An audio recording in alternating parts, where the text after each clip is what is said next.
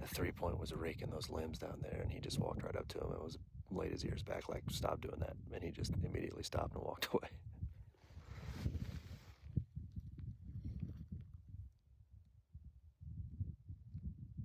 Where are you going?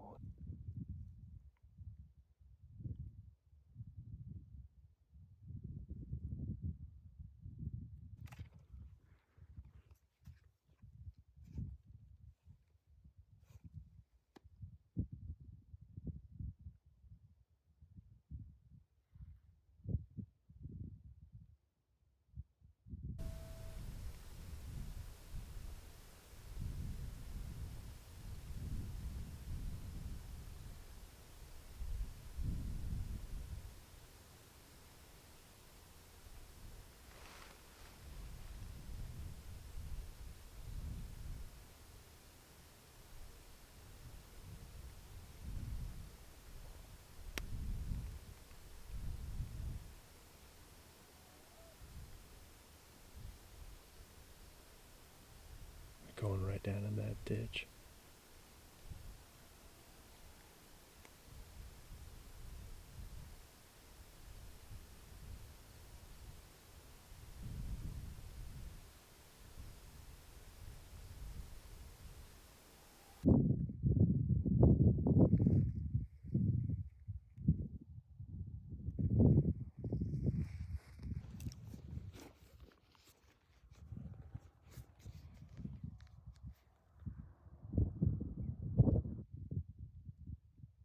Where in the world did he just crawl out of? He just like crawled in a hole.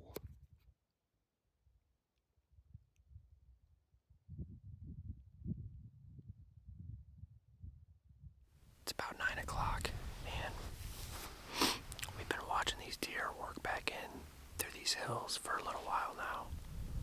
I mean, they all worked down the hills on the other side of this basin, but the 3-point kind of worked off to the right. And I was just focused on watching these other two. And so we've kind of lost track of him. But these other two are like, I mean, they've worked down in this basin, in this ditch that snakes through this basin. There's a bunch of tall sage and stuff down there. And somehow, even though they're right underneath us, like they're under 300 yards, right below us, they're right under our nose, but somehow we've lost sight of them. We know that they're right there. They're right in there somewhere. But it's just hard to say whether they're still feeding, up and feeding, or if they've laid down in that ditch. So there's an old fence post where this ditch kind of snakes around on the opposite side from us, and we've kind of landmarked that. The last place we saw the velvet buck and that 4-point was just below that old fence post and to the right a little bit in that ditch. So right now we're just trying to locate him again, but we'll sit here for a little while longer and see if we can't pick up movement from one of them. Well, we've been sitting here in glass in the same area for a little while now. It's 9:30.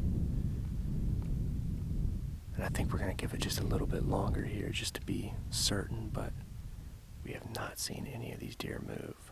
Like I said, it kind of stinks not being able to see, like literally watch them lay down and actually pinpoint their bed, but we've got a pretty good landmark. We've got a really good idea of where those deer are at, because if they followed that ditch around or it snakes around there by that old fence post, I mean, we would have picked up movement. We would have seen them move through there. But I've got some brush mark too that they went down behind where I last saw them, so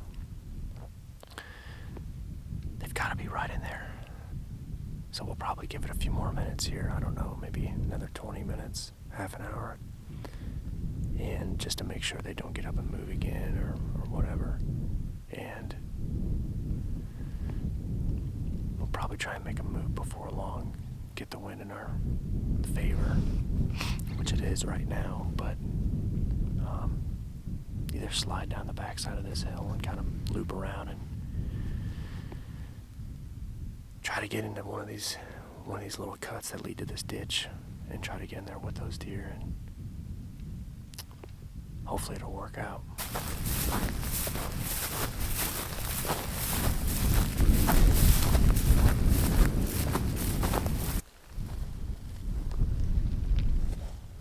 There's that post. Yeah.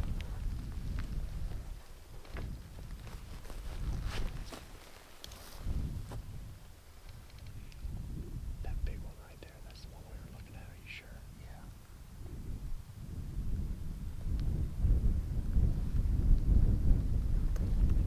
Yeah. I think those other deer are right here, man, somewhere.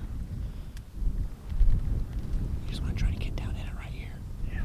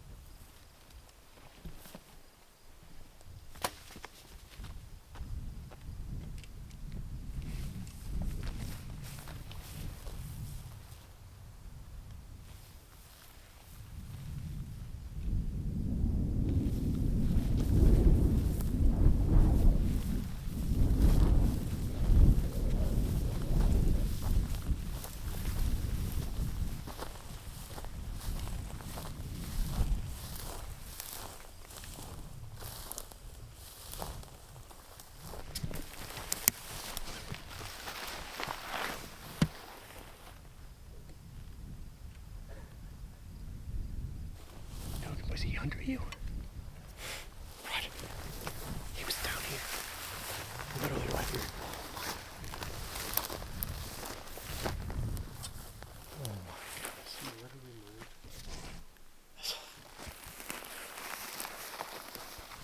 Dude, he was right here. Literally, he came up. I'll show you.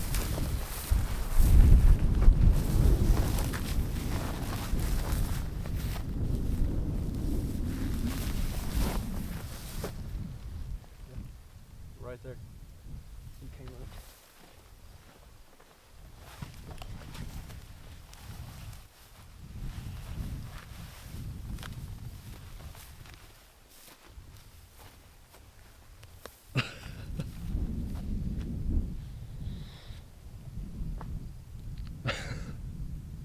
Like 12 yards.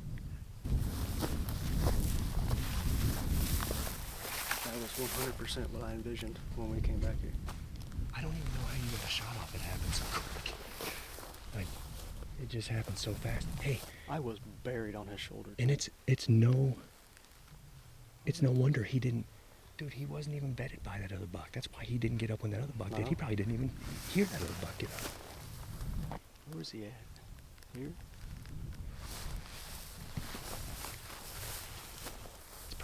back here in this hillside. I think it went back here. I saw it back there somewhere. Hey, I'm gonna go get my bow real quick. And then, hey, that 3-point is still down here somewhere though, dude. Probably. Oh, he won't hunt. I have no idea where, but he's right down there. He's right down here somewhere.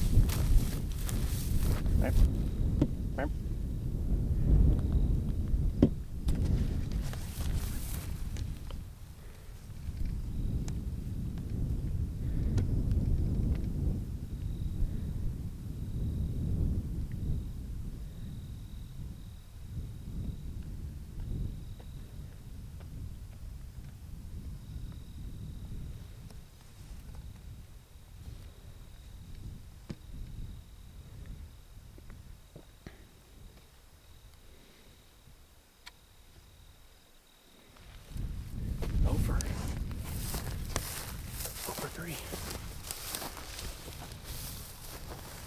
Did you even get a chance to range him? I did. 75. 75 way up there. He was behind this bush. I know. I thought he was going to stop right there, and I was going to be able to. Dude, he was right there. And I thought. So that's where he got up out. Yeah, that's where I kept looking, because I was looking for his tine tips right there. Yeah, that shaded spot right there. That's why as soon as we popped up here, I was like, man, he might be right there in the shade. Yeah. I kept looking. Didn't see anything.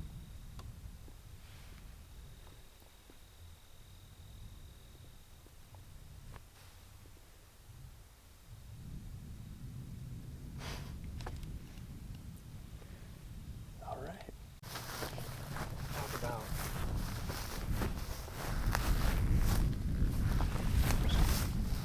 That's where he was. Looking right here.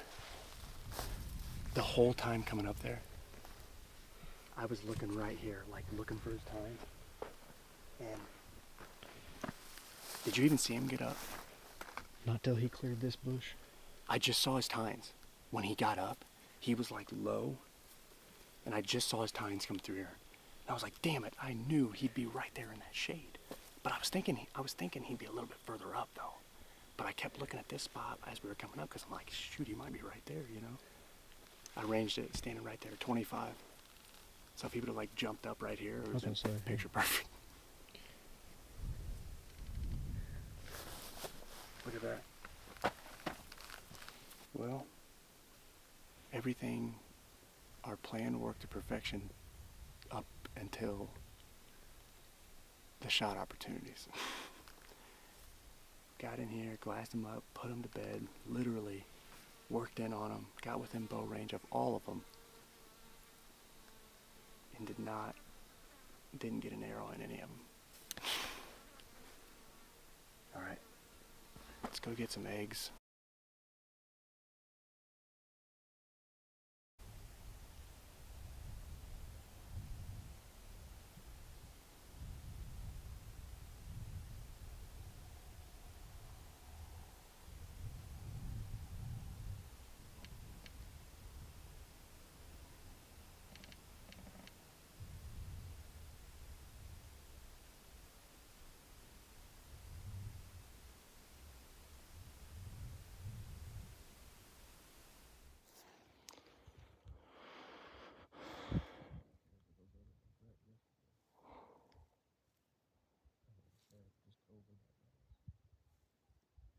Mm-hmm.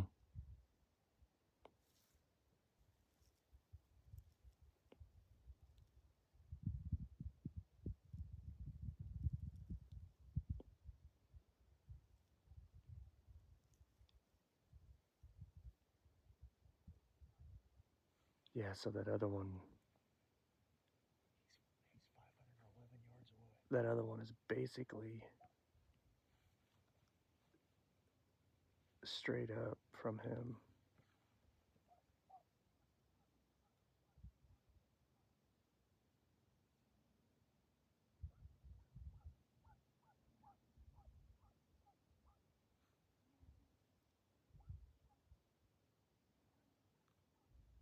All right, just give a quick little update. We got back here this morning on the same glassing knob that we set up yesterday morning, and we spotted a couple bucks moving back into these hills. One of them was a decent 4-point that we've seen a few times, and when they moved into this cut, as I was glassing them and filming them, we're looking further down into the same cut, and one of the bigger 4-points that we've seen was already down in there, and we literally just watched him dig out his bed and lay down. We've got him marked. He's in a really good spot to stalk, so Jonathan's going to stay up with the spotter. I'm going to go on the stalk, and yeah, we'll see what happens.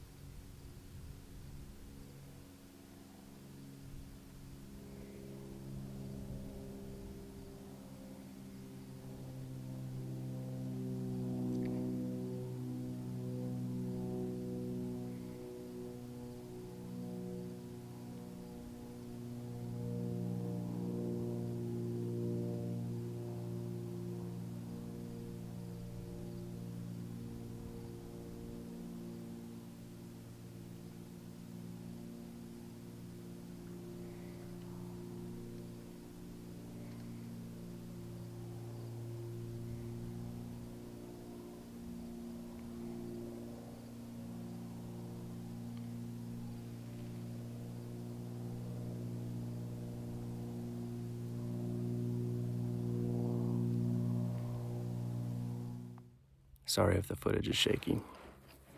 My adrenaline's still pretty high. And I'm filming this on my phone right now. Jonathan stayed back on our glassing knob.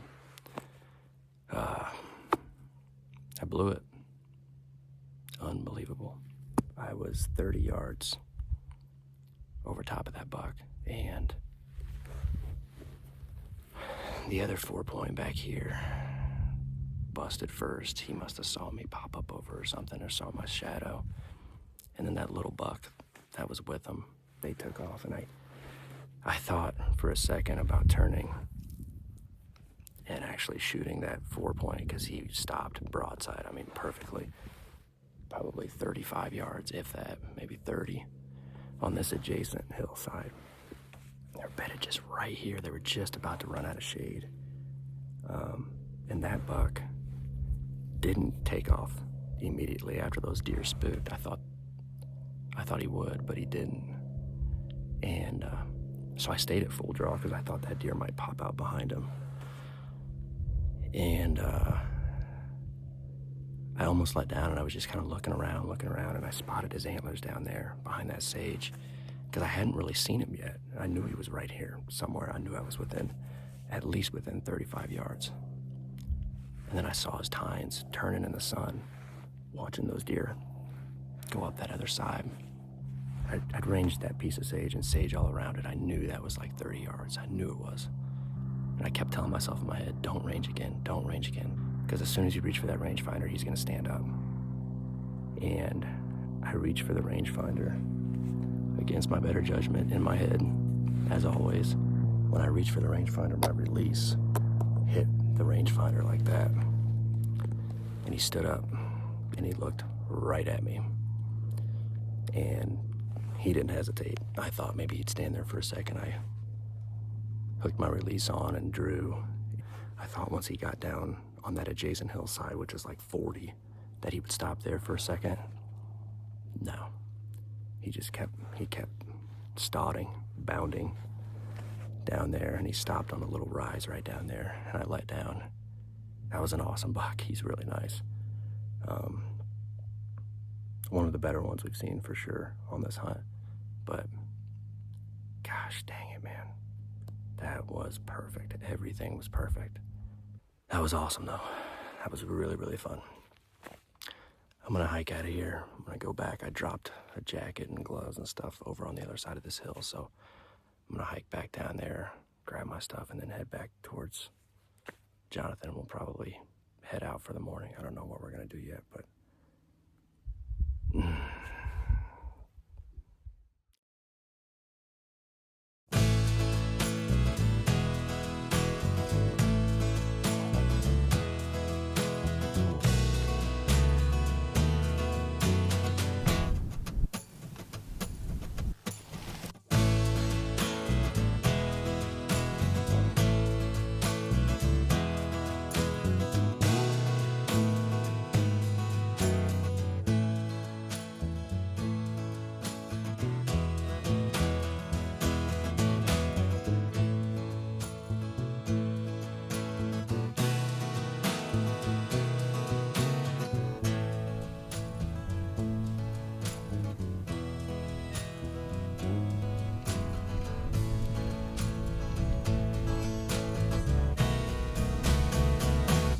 yeah, first thing this morning, we hadn't been set up too terribly long.